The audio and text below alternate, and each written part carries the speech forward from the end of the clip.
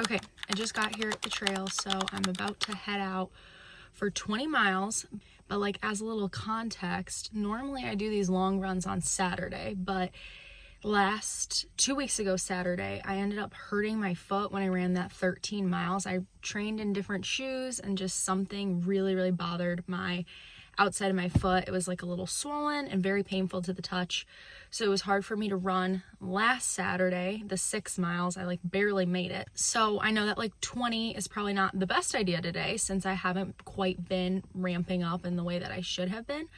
But I also am 4 weeks out today to the race, and I don't want to wait too long to push off the longest run, the longest long run, as you could call it, because then I don't want it to get too close to race day. So I do want to test it today and see how I feel. The other thing I was thinking though is, even though I haven't been ramping up quite like I have been, the flip side of an injury is kind of like the refreshing mental state that it gives you, because instead of like at this point in training, typically I get to the point where I'm like, oh my gosh, I have to run 20 miles or I have to go out and do 18 today on my Saturday, you know?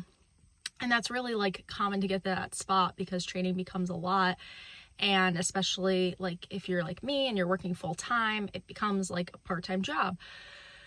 But with being injured and not being able to run and not being able to do the mileage that you thought you were going to be able to do that day, just, you know, you leave it up to other stuff, right? Like weather or, you know, cramps or, you know, soreness, whatever. But when it's decided for you that you already can't run because of pain, I think it totally changes your perspective on it.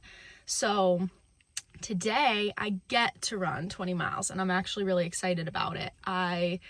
I'm hoping that my foot holds out, and if it does, then I will check in every like 5 miles is what I'm thinking today, because I want the paces to be slow.